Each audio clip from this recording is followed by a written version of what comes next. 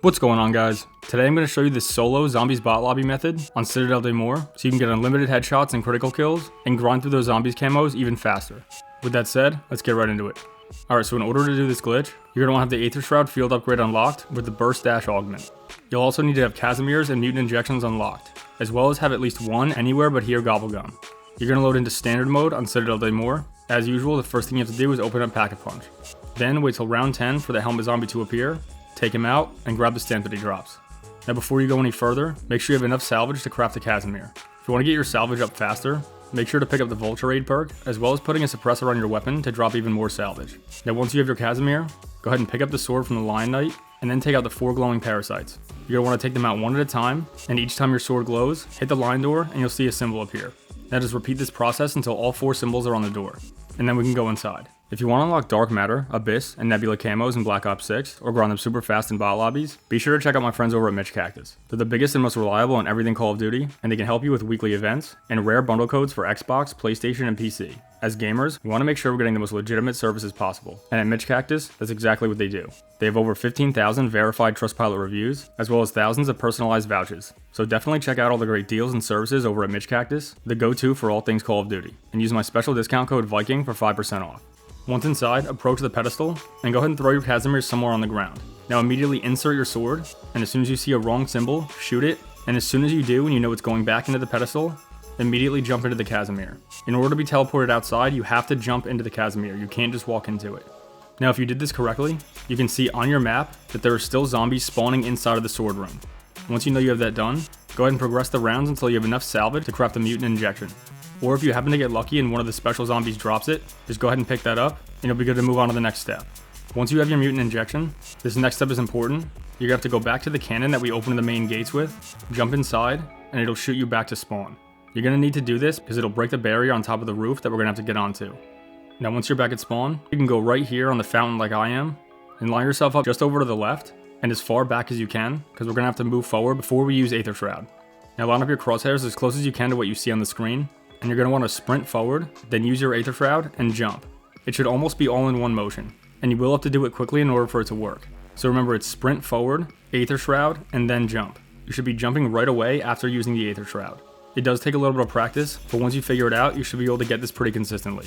If you're having trouble getting on top of the roof, switch your settings to be able to sprint without having to click.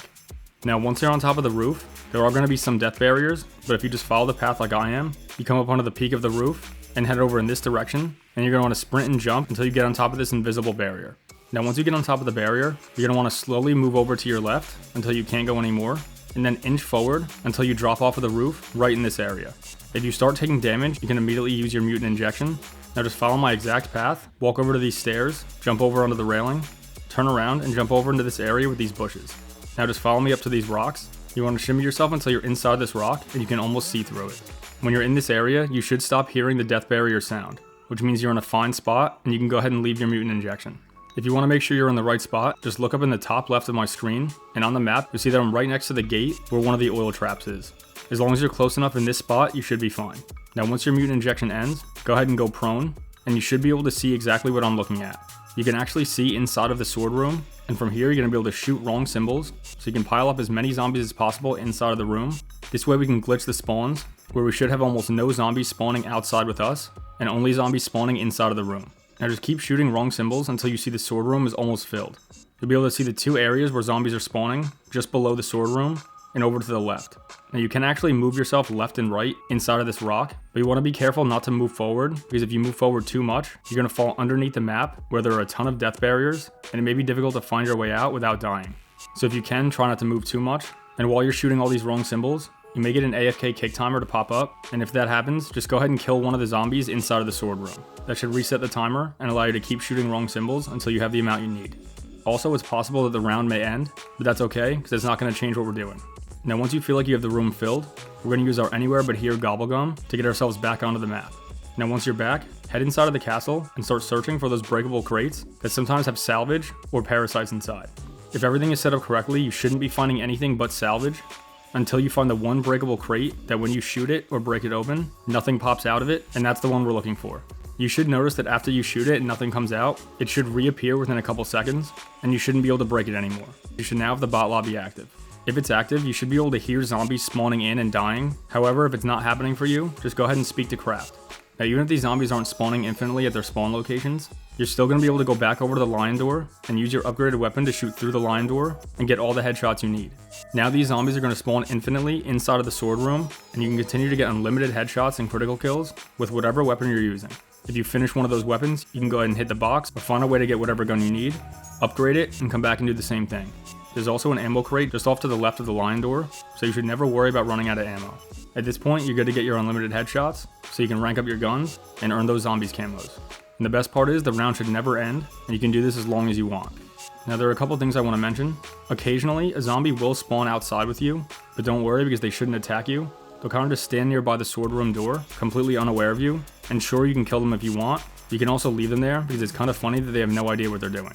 I'm also going to recommend that you don't use the elemental pop perk or the shadow rift ammo mod. This can teleport the zombies from inside the sword room outside, and while it may not entirely ruin the glitch because you can kill them and they should spawn back inside the sword room, but it's almost pointless to be doing that anyway, because if you're doing this for headshots and critical kills, you might as well leave them spawning inside the sword room so you can more quickly get those headshots and not have to worry about finding them on the map outside. There's also the possibility that when they spawn outside, they will be able to attack you. However, they might be moving slower than you thought was possible. Either way, I think it's best to stay away from using that perk or that ammo mod because there's many more negative outcomes than positive.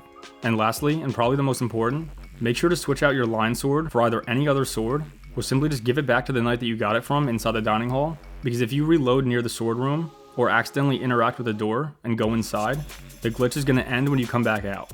So make sure to either stay away from the sword room door or just get rid of the sword entirely so you don't have to worry about accidentally going inside. But alright guys, that's how you set up this solo zombies bot lobby glitch on Citadelle de More in Black Ops 6 Zombies so you can get unlimited headshots and critical kills and grind out the zombies camos even faster. Hopefully you get a chance to try out this glitch, and if you happen to like this video, please drop a like, subscribe, because it really goes a long way to help me build this channel, and because more importantly, I really appreciate it. Anyway, that's all I got, so as always, thanks for watching, take care, and I'll see you in the next one. Let's go.